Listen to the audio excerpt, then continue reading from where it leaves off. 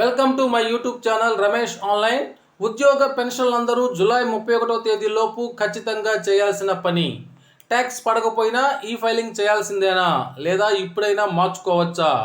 ఆ వివరాలు ఏంటో ఒకసారి ఈ వీడియోలో చూసేద్దాం. చూసే ముందుగా ఫ్రెండ్స్ ఎవరైనా ఫస్ట్ టైం మన ఛానల్ని విజిట్ చేసినట్లయితే తప్పకుండా సబ్స్క్రైబ్ చేసుకొని పక్కనే ఉన్న బెల్ ఐకాన్ టచ్ చేయండి. అదేవిధంగా వీడియో మీకు నచ్చినట్లయితే ఒక లైక్ చేసి మన మిత్రులందరికీ షేర్ చేస్తారని ఆశిస్తూ ఇక విషయానికి వచ్చినట్లయితే ఈ ఫైలింగ్కు గడువు ఈ నెల 31వ తేదీ 2023-24 ఆర్థిక సంవత్సరానికి సంబంధించి ఆదాయ పన్ను చెల్లింపుదారులందరూ కూడా ఈ నెల 31వ తేదీలోపు ఐటీ రిటర్న్స్ను దాఖలు చేయాల్సి ఉంటుంది.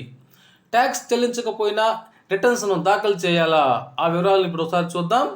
మొత్తం ఆదాయం 5 లక్షల రూపాయలు అంతకన్నా ఎక్కువ కలిగిన వారందరూ కూడా పన్ను చెల్లించారా లేదా అన్న దానితో సంబంధం లేకుండా రిటర్న్స్ని తప్పనిసరిగా దాఖలు చేయాల్సి ఉంటుంది.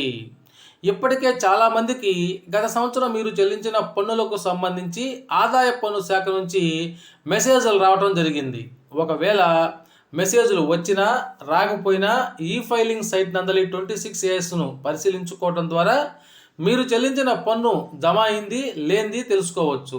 మీరు చెల్లించిన ట్యాక్స్ సరిగ్గా ఉంటే వెంటనే ఈ ఫైలింగ్ ప్రక్రియను ప్రారంభించుకోండి. మీ గత సంవత్సరం ఫామ్ 16 తీసుకొని సాధ్యమైనంత త్వరగా ఈ ఫైలింగ్ను పూర్తి చేయండి. ఎందుకంటే ఆఖరి క్షణం వరకు ఎదురు చూడటం వల్ల సర్వర్ల బిజీ సమస్య ఏర్పడే అవకాశం ఉంటుంది. ఇప్పుడైనా మార్చుకోవచ్చా? అదేంటో ఒకసారి చూద్దాం. మనకి ఇన్కమ్ ట్యాక్స్ సంబంధించి ఓల్డ్ రీజిమ్, న్యూ రీజిమ్ అని చెప్పేసి 2 రకాలు ఉన్నాయి సంగతి తెలిసిందే. అయితే గత సంవత్సరం న్యూ రీజిమ్ నందు ట్యాక్స్ వేసి ఇప్పుడు కొన్ని రాయితీల వలన ఓల్డ్ రీజియంలోకి మారదలుచుకుంటే నిరభ్యంతరంగా మార్చుకోవచ్చు. ఏ రీజియం నందు రిటర్న్ వేయాలి అనేది ఆ ఉద్యోగి ఇష్టమే, గమనించగలరు. ఓకే ఫ్రెండ్స్, కాబట్టి ప్రతి ఒక్కరు కూడా జూలై 31 లోపు కంపల్సరీగా రిటర్న్స్ ఈ ఫైలింగ్ అనేది చేసుకోండి. Okay, thank you for watching my videos.